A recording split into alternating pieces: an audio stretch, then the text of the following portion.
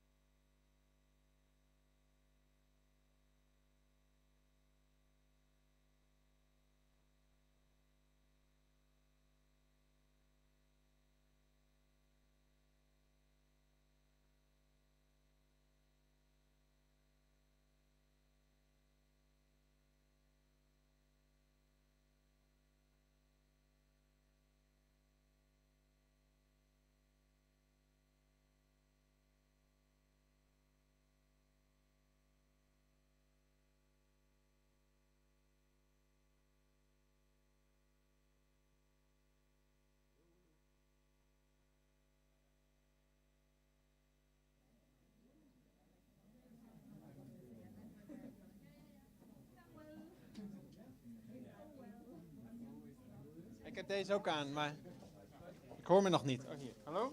Deze doet het. Everybody, move as much as possible to the front. We expect a lot of people, but they still have to arrive. So please move to the front as much as possible. I know it's scary. Yeah, this is such a lame comment. At least all the trainees, everybody, more to the front, please. Chairs are free. The space here can be filled. Yes. We need a lot of space.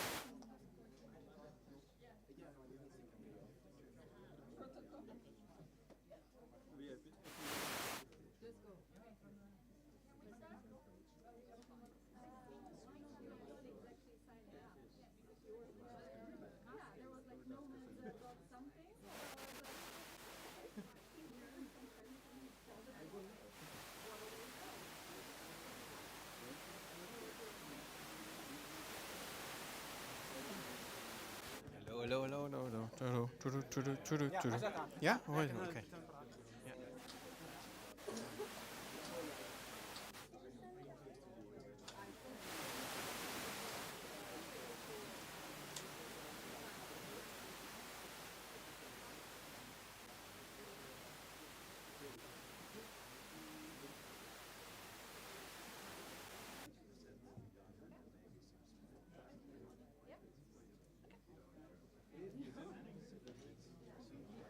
It's not bad. It's a little bit of a challenge. Yeah.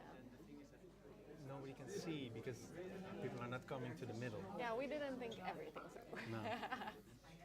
Something to improve. It's going to sing.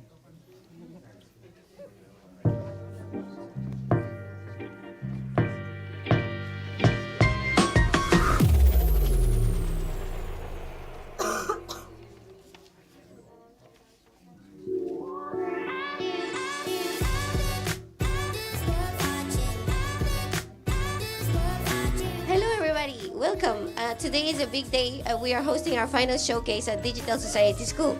Right now we're here in front of the Koba Mulder House and we're going to walk into the clubhouse. So come with me.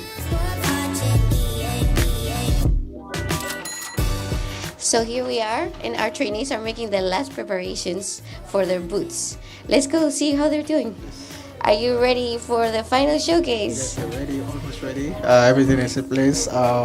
Yeah, some of the team members are grabbing some of the stuff that are needed here, and yeah, for those of us that are here, we also like putting in place our booths in place. So putting the right things, setting up the screens, yeah, the posters as well, and other things in place actually. So right now we're keeping the pressure so like calm so that we don't like miss some things out in the place and the process. So for now, I think everything is going on well.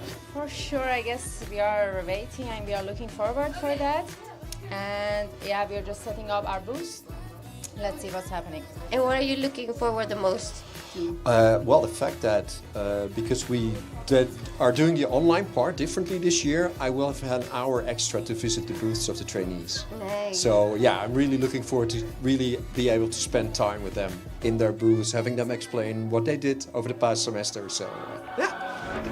Top 10 radar, yeah, we on your radar. Never miss, dog, and that's on occasion. Yeah, we on your radar.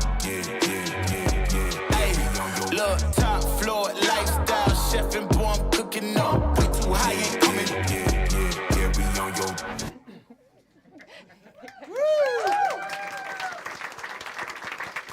So, good afternoon, everybody. Am I on? Yes. Do you hear me well? It's a delight to see you here. New faces, old faces, well, familiar faces. Sorry. It's so nice to be here again for the showcase.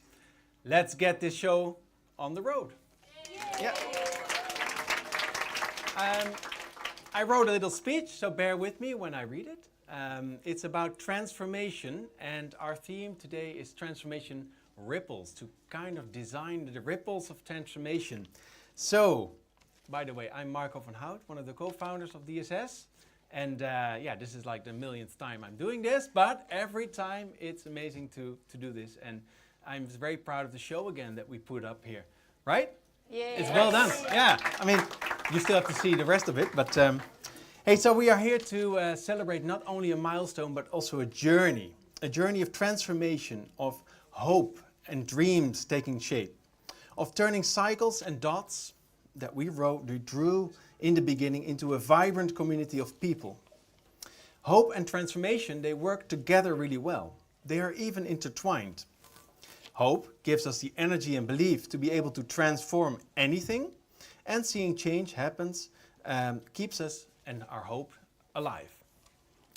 So when we face tough times that we are actually seeing right now in the world, staying hopeful but realistic helps us to keep going. It is important that everyone gets to be part of this transformation and of this change, making sure it's fair and doable for everyone, for all. By bringing hope and transformation together, we can all share in realizing a better world. Today, it's all about creating transformation ripples. And for me, this all starts with hope. So the same hope we felt about 6 years ago, we are now kind of 5 years old as DSS. We were sketching the ideas of Digital Society School, and that was born out of a shared vision. A vision to create not just an organization, but a movement, a community. And we were going to be rooted in Amsterdam, part of the United Nations. That's another organization. We worked with them, but that's not the... So part of the Amsterdam University of Applied Sciences, but of course we wanted to have that global reach. And we did that. You will see all nationalities here from all different places of the world. And we are very proud of that. A movement that would ripple through society.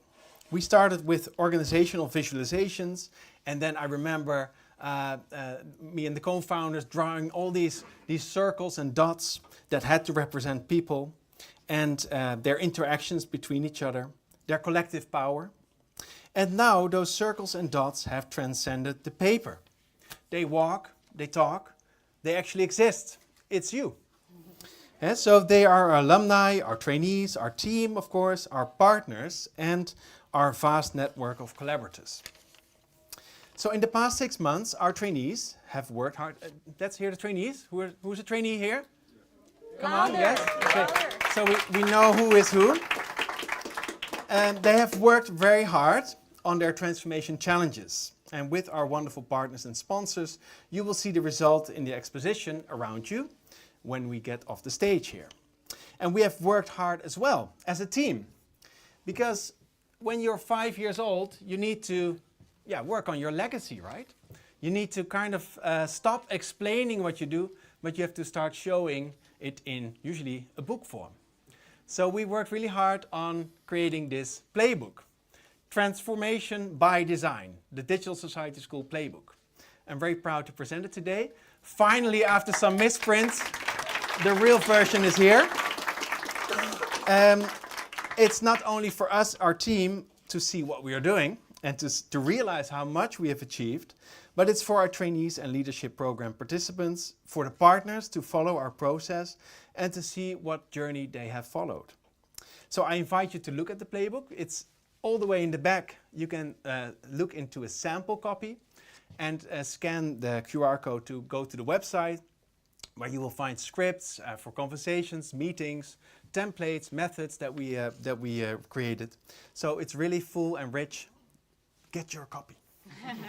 So let's today find the ripples that have been made in the past 6 months, but also find how they can ripple beyond today and this semester. Let's create ripples and waves so we can transform not only ourselves, and you will hear that also from the trainees. Often they say, oh man, I have changed. Not only our organizations, but the world we live in and are part of. Thank you and enjoy the show. And I would like to ask Frank, would you be able to get on stage and share a few words with us?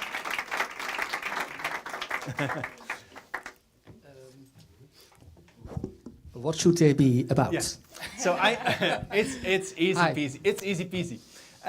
This is Frank, our Dean of the Faculty of Digital Media and Creative Industries, and one of our biggest sponsors and fans, hopefully also.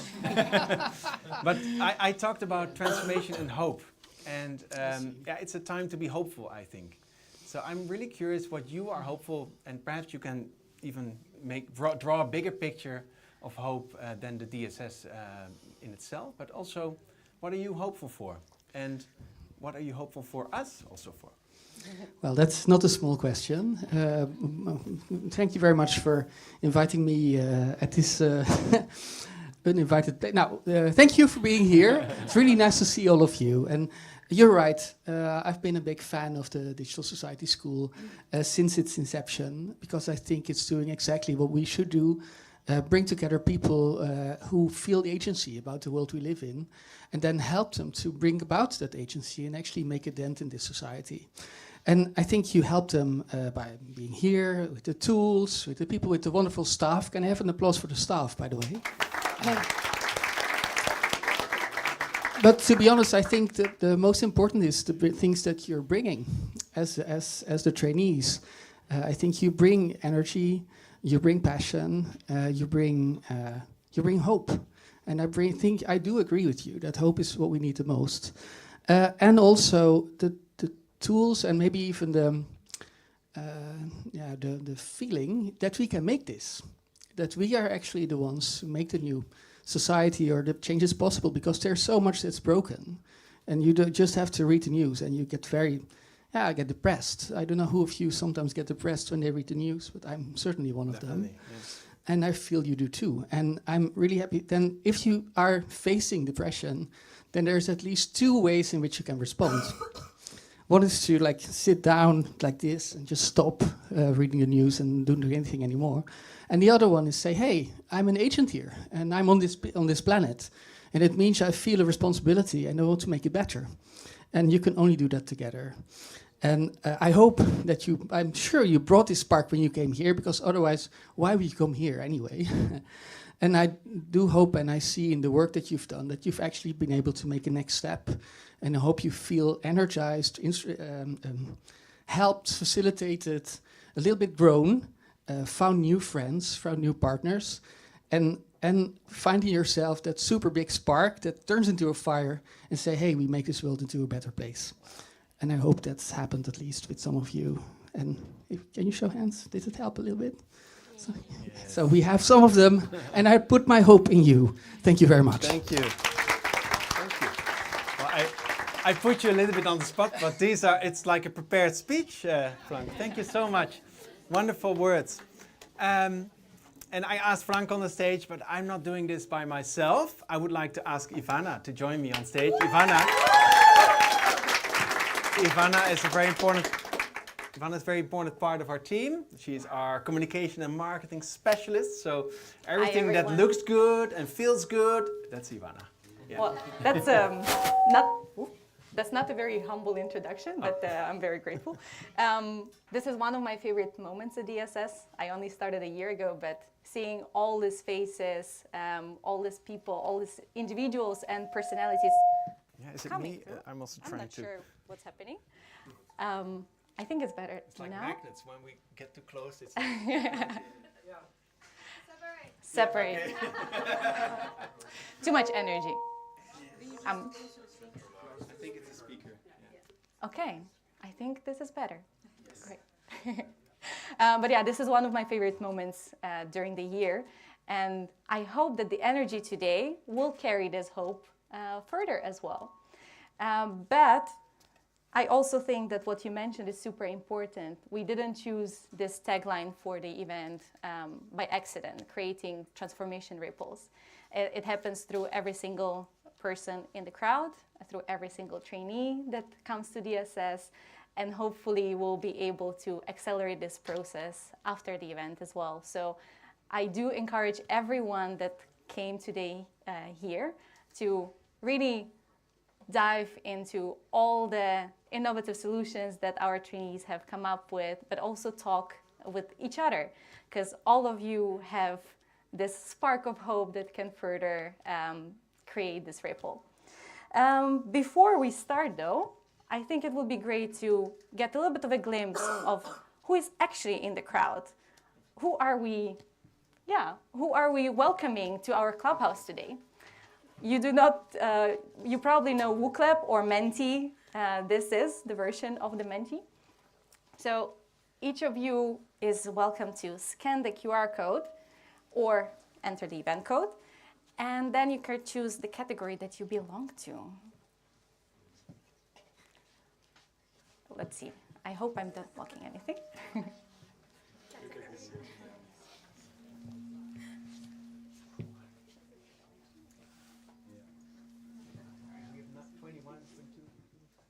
It's getting there, slowly but steadily. The number is increasing. Yeah. I think everyone is used to this process. You probably, if you attended at least one event in the past, this is something that usually breaks the ice a little bit. Yeah.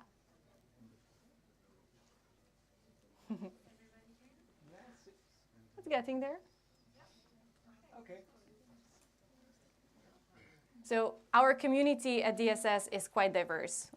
It consists of many different groups, ranging from trainees, partners, transformation owners, digital transformation designers in the past, but also our extended community and people online who we are welcoming today through our YouTube live stream. So it would be great to see how many people in each group we welcome here today. Ah. Yeah, especially since if you look, for instance, at how many trainees and how many alumni DSS already has. I think with Marco today we had a conversation that over the course of past 5 years, there were around 300 alumni that went through the traineeship program at DSS, and the number is not stopping there. So this extended community will be also growing further and further. All right. My mic is off. Hello? Yeah. So it's, of course, mostly extended community. 30% trainees, 16% partners, transformation owners. Interesting. Okay, nice blend. And yeah, then we go to the next question. Okay. Oh yeah, the question is very tiny there. What was your first gadget? And then we can debate, of course, what the word gadget stands for. But let's be, just think of it, perhaps, you know, a game controller or yeah, since here it's stereo set. yeah. What was yours? Oh, mine was a Game Boy. I was very proud of it, to be honest. I only got it for like half a year because then my parents were like, you game too much, so they took it away. But I really enjoyed having it. How about you? Game Boy is interesting. Hey, Yeah, I'm fellow Game Boyers. I got this very big a stereo set that had a record player, a cassette deck, and something else, and it was like flat and big, a Blaupunkt or something like that. So like it was a long time ago. And that's where probably my musical interest started and working with it. Yes, yeah. So what we have here, Walkman is a popular one. And This is also kind of showing the different Boy. generations that we are having here. Because what Marco was describing, I've never Juggling even game. seen. a juggling game watch. Wow. Victorino's pocket knife. I want to see. We have. You want to introduce Yeah. this? We have a portable mic here that we can throw in the audience. Who's the one with the juggling game watch in the 80s? Come on, confess. Come on. Who has the juggling game watch in the 80s? Maybe they're online. That could be, yeah. I want to know what that is. And or the Victorinox pocket knife. Who's that? There you go. You have to explain. Talking to Mike. We were just talking about it, and to me, I remember like the first like gadget that I got. But maybe I was like a really outdoorsy kid, so it's like a pocket knife and like a really nice shiny that had all the like little scissors, little like saw blades. Oh, like the Swiss Army Yeah. knife kind of thing. Yeah. Okay. Victorinox is like the Cadillac of pocket knives. Nice. So that's hardcore gadget. Thank you. Yeah. And we're of course not asking it very randomly. Like here at DSS, we work with technology and we work with also diverse types of innovation. And it's always nice to look back in the past where this kind of interest of each person starts. And then from this point onwards, it would be great to see where did you land right now? So our next question to you would be, what is your favorite app or a gadget is at the moment? Marco. Yeah, so in my case, I mean, I started with the record player, and now I'm really into DJing or trying, I'm trying. Making music. So, DJ de Madeira will show you some skills. This huge thing made me really interested in the physicality of music. So, yeah. And you? Well, for me, I use Reddit a lot.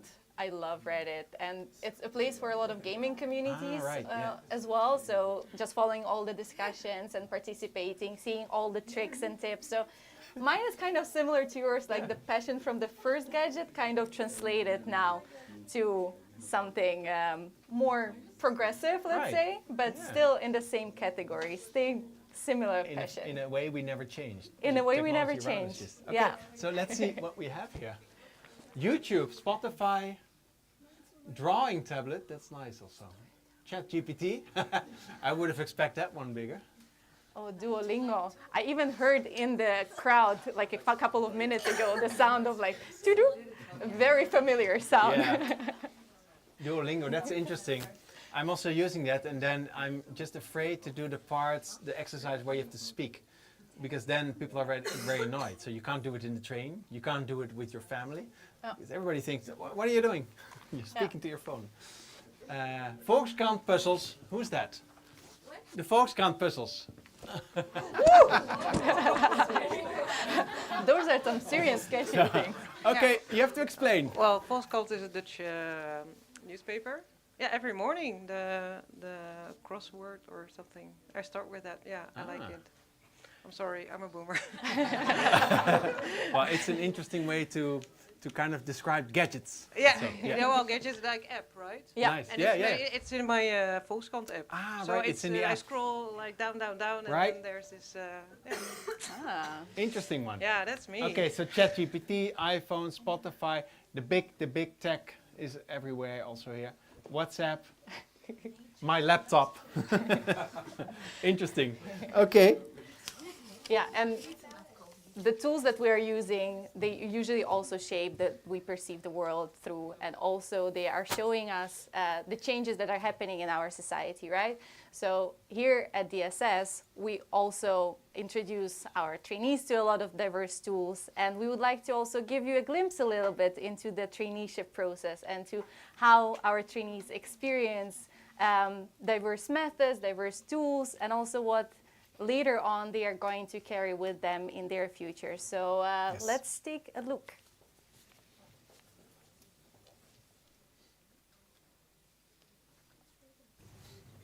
I would say design thinking, because it's something that I'm really new to, especially in the creative and applied research.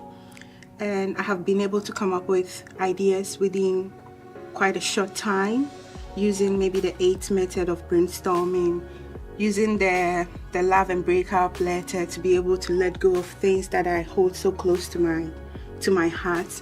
And it has also taught me that it is possible to do something with proper planning, just like we did in the sprint, and we were able to achieve our project goals. I've learned from the design toolkit from DSS and also from Miro. I've been able to learn how to share my tasks and how to process my programs. Yeah, I learned about different IT management tools during this period of time. For instance, I learned tax management. It was a great opportunity to learn them.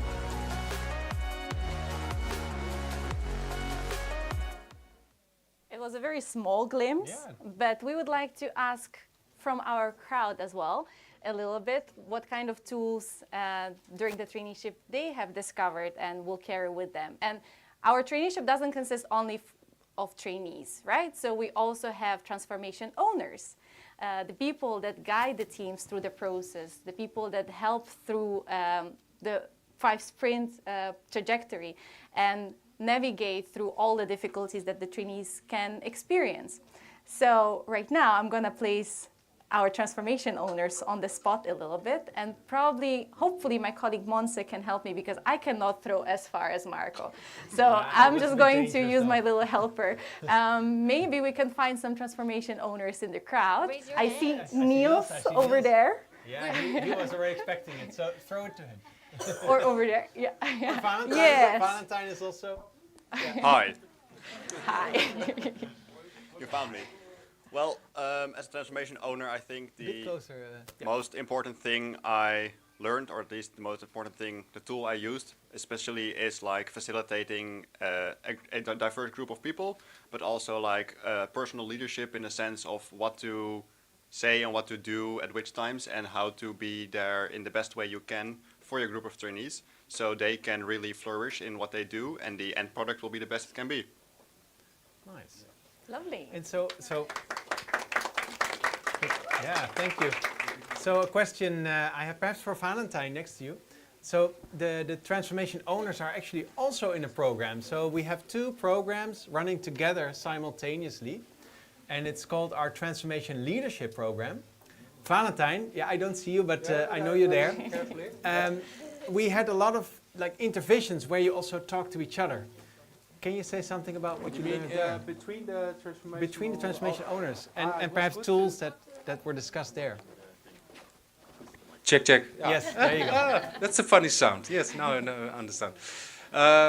Yes, it was good to intervene in the teams and sometimes also to get out and then also have a sort of like we're sitting in an aquarium watching the teams and we have a discussion with each other. But we shared mutual problems, shared mutual interests, etc. But it was good to analyze what was happening. Sometimes you have control, sometimes you don't have control, and you have to accept. But it's also good to have a sort of extra feedback within the team. So it's also multiple layered. Sometimes you're part of the team, the research. Sometimes you're outside, and then it's dynamic and fun for most. Yeah. Thank you. Thanks.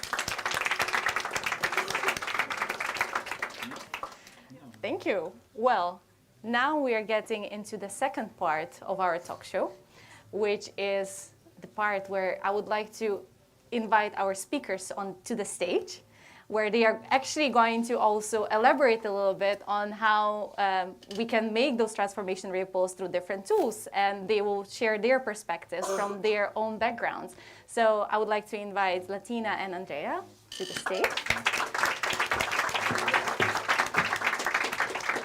Unfortunately, Marlene couldn't make it today because she fell sick. So Marlene, if you're watching us online, we wish you a quick recovery.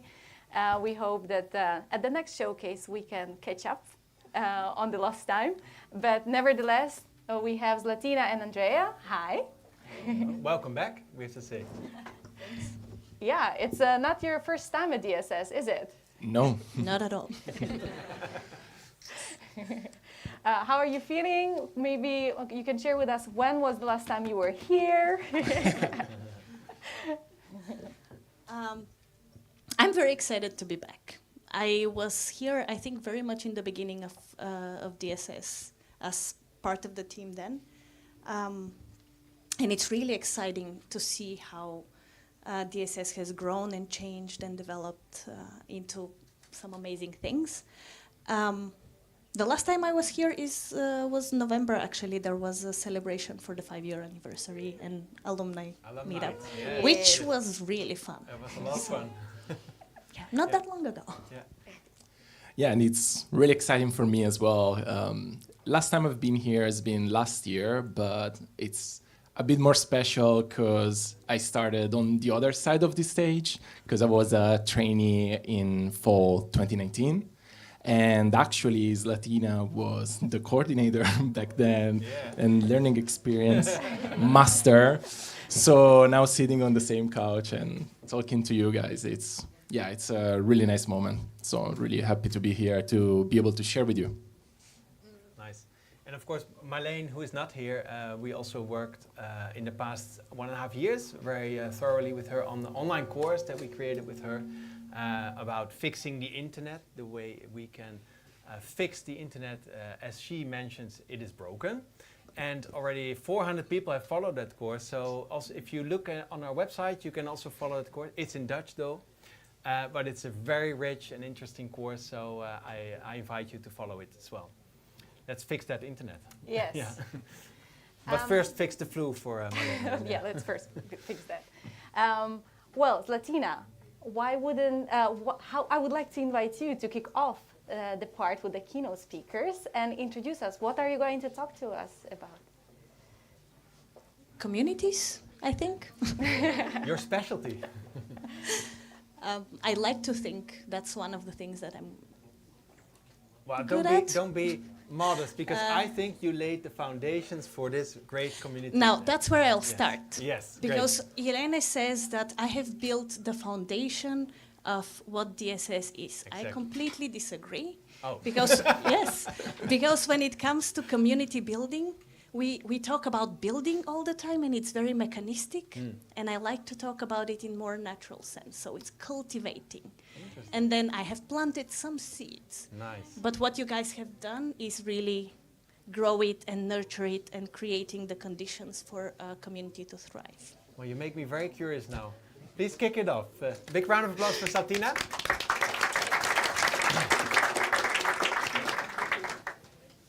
Cultivating thriving communities. So I moved after I worked in DSS for wonderful years. I moved to an organization that works with holistic landscape restoration. And there, the nature is at the core of everything we do, and also healing the relationship with nature that we have. So that's why I guess the language that I've started using since then is much more related to nature and a little bit less related to technology than it used to be. But it's, I think, useful shift, because when we talk about communities, we talk about living systems. And living systems are much closer to nature than to the technologies that we use to solve some of our problems. And because it's me, I told Irene that I cannot be back on this stage and not give you a little bit of an assignment, because I'm a facilitator at heart and not a keynote speaker. So some of you, most of you have your phones, or if you don't have your phones, there are some post-it notes and papers there. I'm gonna give you a task, because community and building thriving communities is about showing up and connecting with each other. So I'm gonna help you do that today a little bit. The first thing I want you to do is to write down. So really, take your phone, note app, or post-it note from somewhere there, and write down. What intention am I coming up? I'm showing up in this afternoon. Why is it meaningful and important for me here? Maybe there is something you want to learn. Maybe there is something you want to show. Maybe there is people you want to connect it with, or you just want to enjoy. Whatever your reason to be here today is, write it down. And you can write it also in the form of a question. What am I curious about? That might be even better.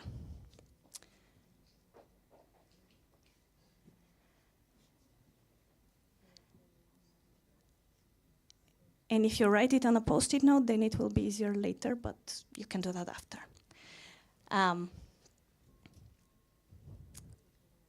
Everybody's intensely writing, so I'll give another second for this. How much time do I have?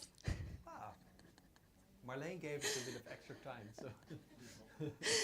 Okay, as you're thinking about it, I will start with a little bit of giving you a sense of what community should feel like, at least for me, by telling you a story of my experience. I'm gonna talk about my wedding. Thank you. I'm not just gonna talk about my wedding, I'm gonna talk about the way I approached my wedding from a community perspective and why it worked really well. Because I did not have a wedding planner, I did not have almost any plan for my wedding, but I instead asked most of my closest friends and family to contribute in preparing the wedding. So some people were doing the decorations, some people did ceremonies, or made some games for the event. So the day of my wedding, actually, we were all together in the venue the whole day, doing things together. And in these pictures here, you will see some of my and my husband's friends who are doing decoration. You can see in my face how clear I was about what I want. And these people are people who had never met each other before. But I gave them like, oh, hang on some lamps here, create a wedding arc for me, things like that. And they did it, and it was amazing. And by the end of the day, actually, all of these people had built some connection and trust with each other, and they had had an experience together, which meant that by the time we had to actually party, a lot of them were referring to this celebration not as to my wedding, but to their celebration. So they took ownership of the event, and they had a lot of fun because it was their event as well. And to me, it turned into the best day of my life. Not because I married my best friend, but because it turned into a celebration of the support system that the two of us have built over the years, and an excuse to bring all of them together that we would probably never have again. So you can see like the people in the background should have been in the focus. You can see Abdo there. But those people that came to support us was the real experience of a community, and they came together for that purpose, to show their appreciation for us and for each other. So this is what community should feel like. But I'm sure when you read the program for today, that's not the kind of community you were thinking about. Although I must say celebration like today is an essential part of nurturing a thriving community. And what you were probably thinking about when you heard community, you were thinking about an impact network. An impact network is also a type of community, but then a community that comes for a purpose to create a certain type of impact in the world. Or it's a way of organizing ourselves to meet the complexities of the world. So how do we actually organize people together so that we can address some of the very complex and very big challenges that we have, and some of you have been working on in the last 6 months. I will talk a tiny bit about system change just to explain what role communities have in that, but I'm not gonna go too much into it because Andrea is gonna take over. But I'll give an example with the organization that I'm working on. Common Land is an organization which is fighting against an old paradigm that is not working anymore. The old paradigm of consumerism and exploitation of natural resources, of human resources, of all kinds of things. And usually what happens with a system is that for a while, it kind of works really well. Everybody loves it. Everybody in the 70s and 80s was super happy. And then the system starts failing, like here and there, but you can see that it's not working so perfectly anymore. And that's what happens. What happens then is that these little dots here are rebels, innovators, alternative thinkers, people like you, who start coming up with alternative ideas. Oh, we shouldn't at all do things like this anymore. We need something completely new, and here's what I have. But those people are quite lonely at the beginning. And what we want to do with communities is actually to find a moment when there is enough of those solo rebels and start connecting them with each other and giving them an opportunity to exchange ideas, support each other, build on each other's ideas, and develop them further.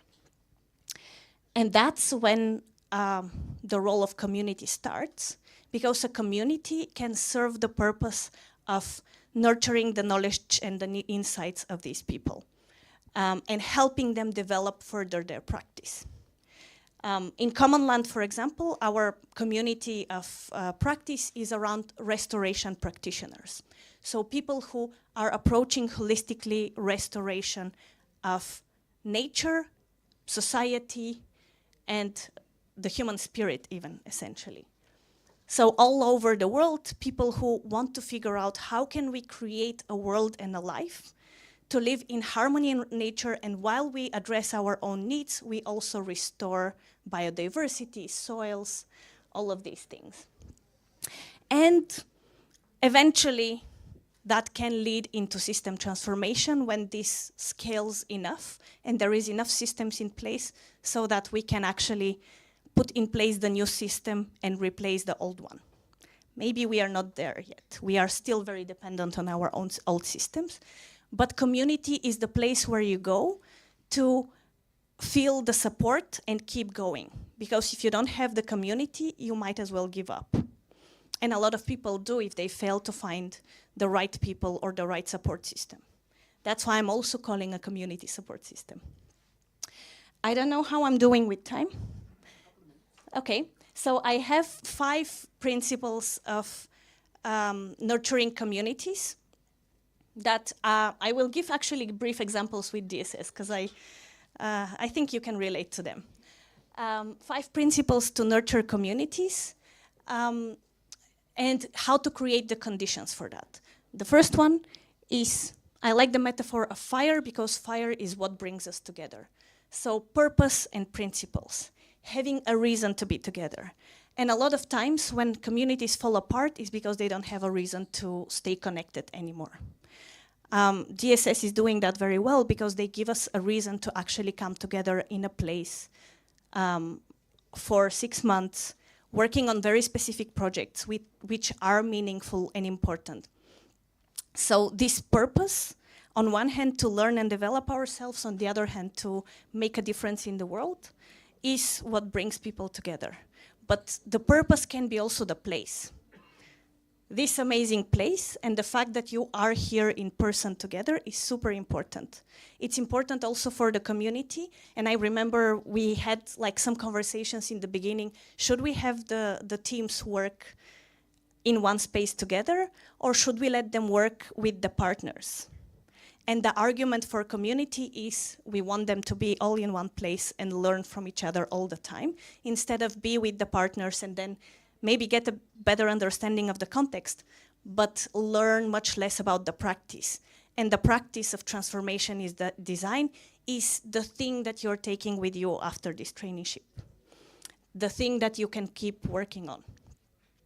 So purpose is the first thing. The second thing is convening, bringing people together to actually reflect on what are we doing, how are we doing it, why are we doing it, is it working, having a meaningful conversations together. For this, I think again what DSS is doing really well, it's crucial to have diversity of perspectives.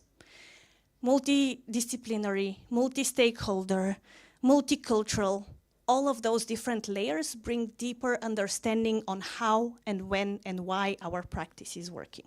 So the more diversity you are able to bring in one place, the more deep the learning of the community will be. Cultivate trust. I could spend the whole time talking only about that, but I'll give an example quickly of Common Land. We have a project in Australia where we have worked for over 7 years now. And it took us maybe 4 or 5 years to show up all the time consistently in different projects, in different gatherings there in restoration, until we were able to build the relationships and trust to actually be part of the projects there, because we are not from there, because we are outsiders.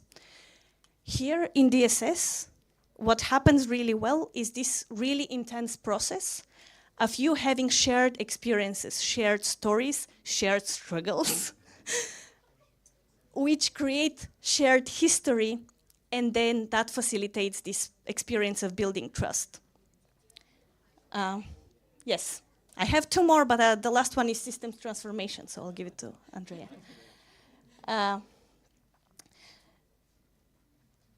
The last one is coordinate action.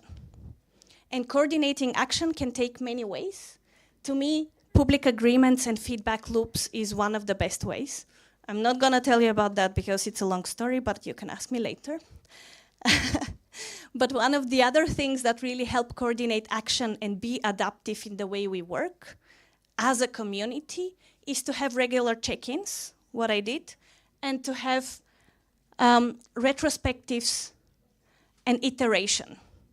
So try, go back, think about it, try again, and so on. This in and out kind of movement, which the trainees in DSS experience every sprint, but it's valuable practice to bring into any community if you want to have a progression in it, especially when it's an action-oriented community. And then collaborate for systems change. Communities are not the only answer, and maybe Andrea will tell you more about that. But before that, I have to finish with my homework for you. So again, in your notes, the practice of community weaving has 2 things. Knowing why did I show up, the question that I asked you in the beginning, and knowing what can I offer, what is my gift. Sometimes in network we think, oh, I need a new job, I need something, so then I go and talk to people from the perspective of what I need. But actually, it's much better to be prepared with the perspective of what you can offer. And as you go around and mingle in the showcase, use your intention and your gifts to see if you can find some matches. And I give you here 4 categories in which, at least in one of them, you're better off than the person that you're talking to. The categories are work relationships, health, or spirituality. I also call them, it's easy to remember, get paid, get laid, lose weight, or become a saint.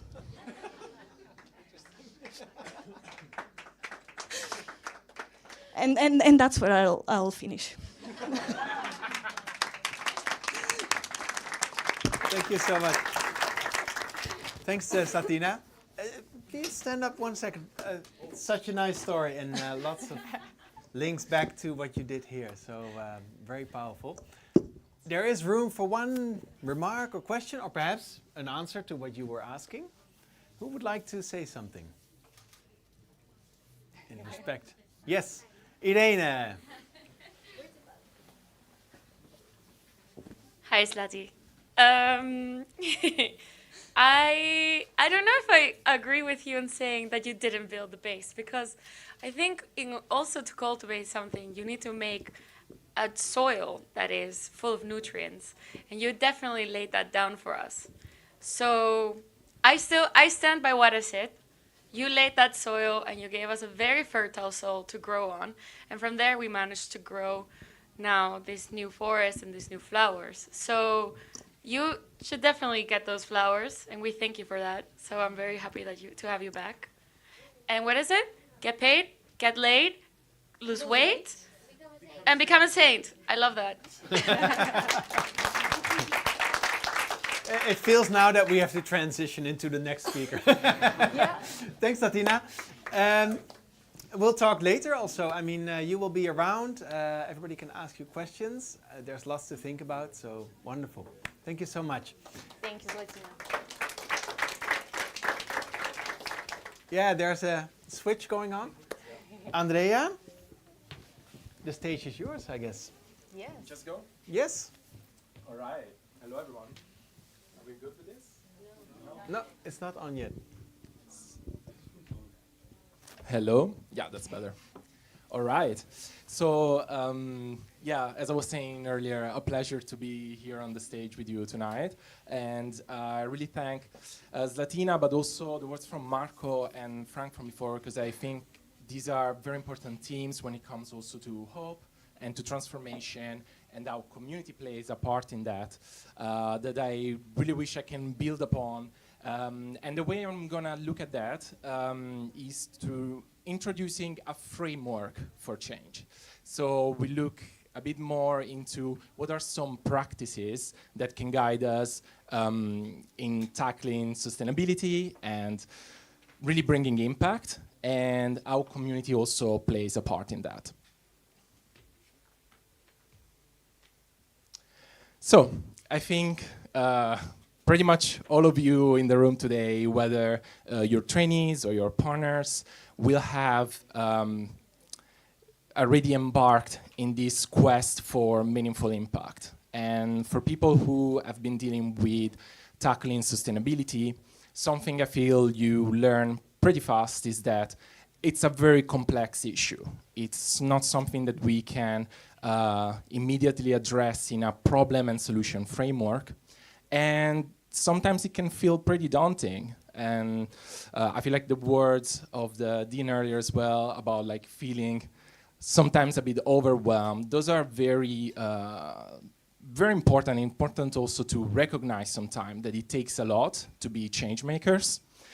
And so as you've embarked on that quest, it might have happened for you to ask this question: how do we make a real difference? We put a lot of energy, a lot of effort into designing a solution with which we aim to bring change to the world. But sometimes it can really feel like the complexity of sustainability is something that is too much to handle all at once. Today I wish to give you a little help, some tips into how can we reframe that challenge for sustainability and make it something actionable and we can act upon together. So as a little introduction, as I said, I'm a proud alumnus of DSS, also a systemic design graduate from Politecnico di Torino in Italy. And right now, I am the experience design lead at Nomads. And with this agency, we are trying to help companies transform and grow sustainably.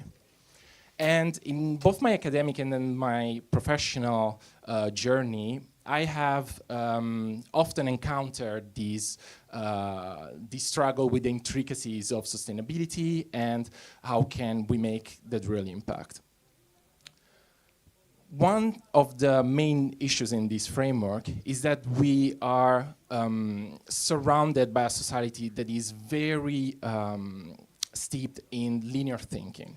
So that means working through the in a framework of competition, working in parallel, disjointed, even in attempts to work together. We sometimes do that in our little bubble. We don't invite partnership, we don't invite cooperation outside of the border of what we feel it's our area of play.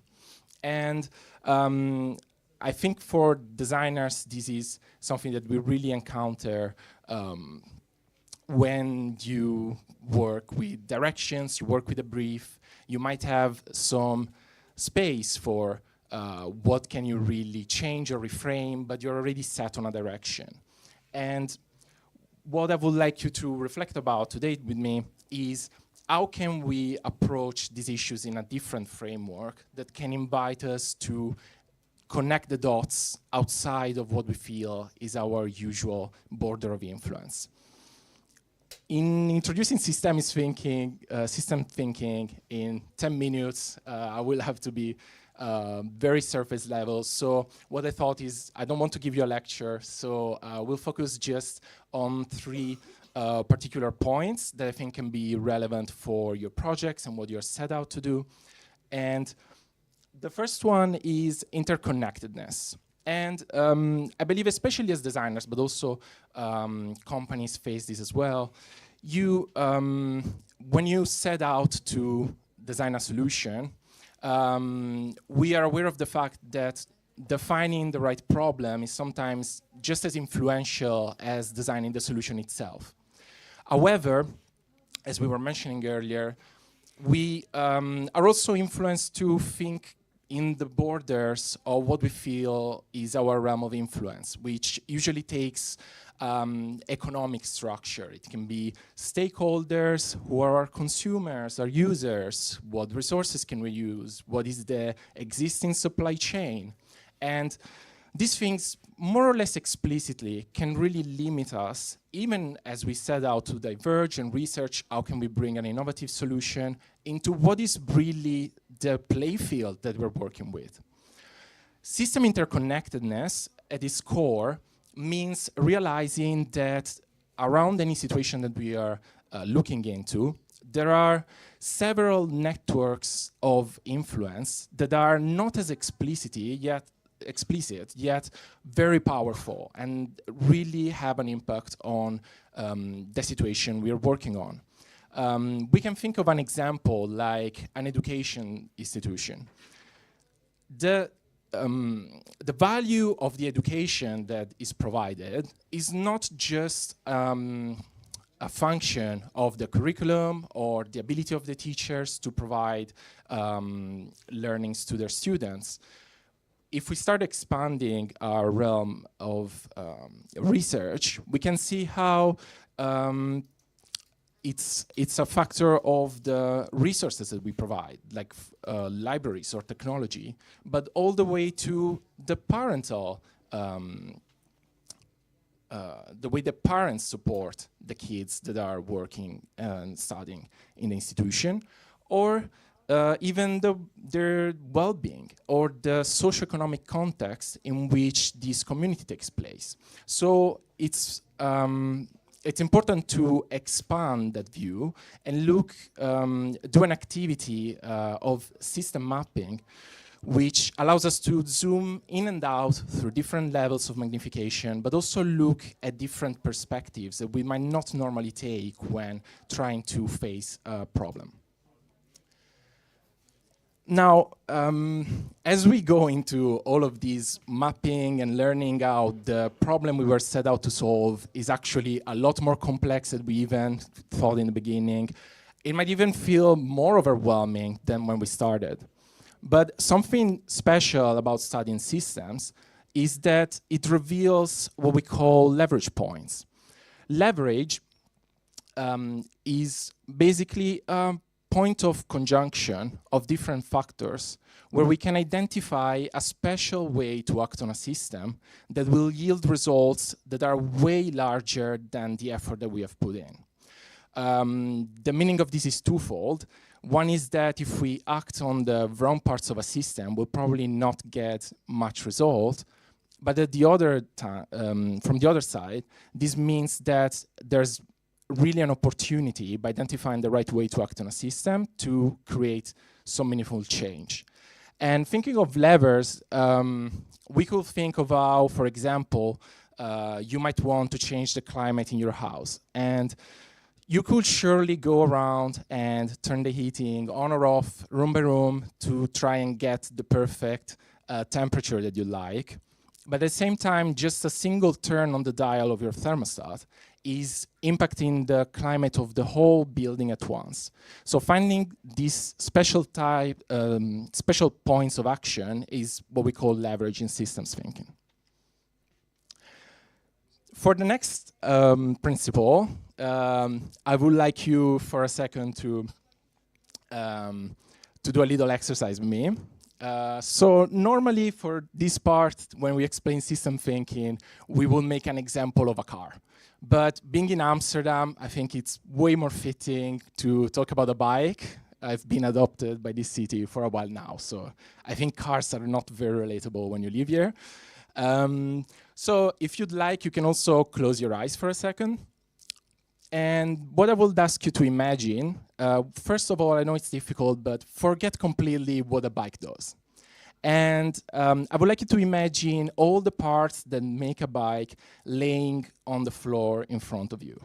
So you'll have the frame, the tires, the handles, the brakes, the seat. And you can imagine touching them, feeling them, inspecting them. And each one of them will sort of tell you what could be the purpose of that part, what could it be used for. But as long as we keep them disconnected, they really don't achieve any purpose yet. They are just different shapes of plastic, metal, or rubber. You can open your eyes now if you like, but when we think of emergence, we're thinking of what happens when you put those pieces together in a very specific way, and you go from all these scattered parts to a vehicle. So what you have now, this bike, is way it's way different than just the sum of the parts. When we think of, you're used to hear greater than the sum of its parts, but when we are talking about systemic design, it's not that the whole is greater, but it's also qualitatively different. It exists on a different level. And what we have achieved now by putting these parts together to achieve a certain scope is that we have a mean of movement. We have, in a certain way, something that gives us the freedom to move through different spaces of the city. It's the ability to move through different space. This is not something that the single parts suggest themselves. So the concept of emergence is particularly fascinating in the context of the talks that we're having today, because it implies that by bringing together the effort that we're putting in scattered as different agents of change, we can achieve something that is much greater than the sum of our efforts. So I would like, I don't know how I'm doing with time, but I would like to do a very quick, very quick example from the work we're doing in Nomads as well. We have been collaborating with one of our strategic partners. This is a global organization that is specialized in eye care solution. And we have been helping them through the journey of redefining their approach to sustainability and go beyond a linear way of thinking how sustainability should be done. So obviously, the first things that come to mind, like working on resources, supply chain, packaging, reducing emissions, those are all very valid. But what we try to do with them is something a little bolder. We try to ignite a culture shift to empower change makers inside the organization. So we launched a platform for sustainability that is rooted on environment, community, and their employee. And really, in between those several thousands of employees, we have identified some pivotal change makers. And this reminds me of what you were telling as well. There are like the few starters, sort of the rebels, the ones that have the energy and the commitment to bring change. So the way we approach this is to create a platform and to give them the means to amplify the change and start a movement inside the organization. So this is how community comes into place. And the objective of this, the program is just starting, but is leading to a transformation that no single individual could have achieved on its own. And by fueling this community, we aim to reach beyond what are the confines of the company itself and inspire also partnership and cooperation at the level of the entire industry. As from a systemic perspective, we really can achieve that change through a cooperation that goes beyond the boundaries of what are our usual economic frameworks that we use to think about solutions. Wrapping up, what I would like you to bring from this is really how can you use the concepts that we have presented of interconnectedness as a way to go beyond the initial transparent ways that your system is regulated by, and really investigate how we can expand beyond that to discover wider realms of influence, to use the knowledge to identify what are the leverage points that you can employ to bring meaningful change. And finally, to be open yourself to the emergence that comes from the collaboration that we can bring together towards the same goal. So hopefully I gave you just a start of what can be a little perspective shift. And I hope I also gave you a hint of how we can answer the question, how we make a real difference. Thank you.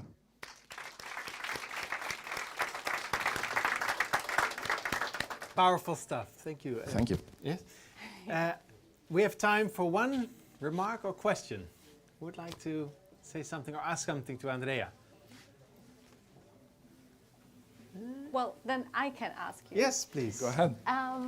My question would be, here at DSS, we quite often tell trainees, fall in love with the problem, not with the solution. And it kind of reminded me, like your last explanation a little bit, you know, dig deeper, like look not for the obvious solution. It very much reminded me on this phrase that we are telling our trainees when they join the traineeship, that everyone has to really look within the problem and explore it as much as possible and not just jump to a conclusion.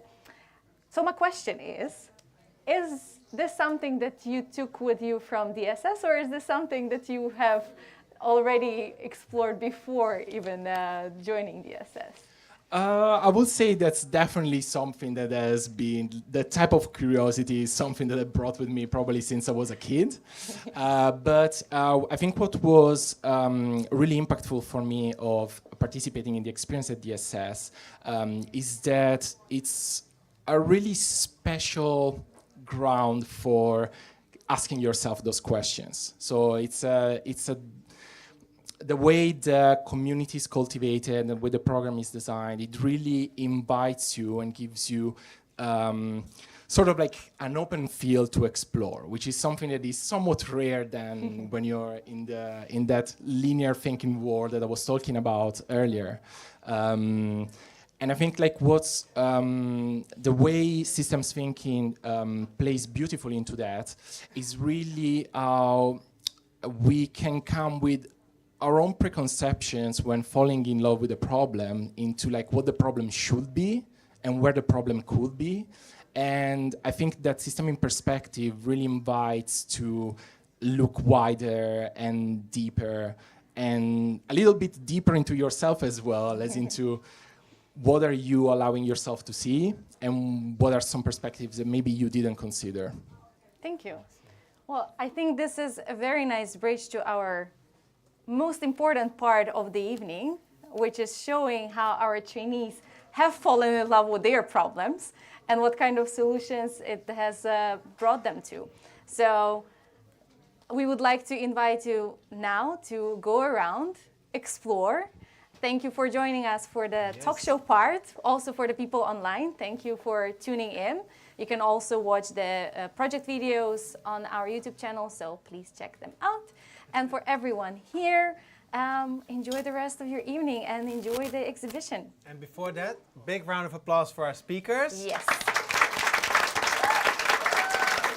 And of course, I mean, this event was not created by just the two of us. So big round of applause for the organizing committee, the team. Wonderful work. And of course, you can personally congratulate the trainees. So indeed, enjoy, have a drink, and ask yourself those questions. Keep questioning. See you in June. Yes.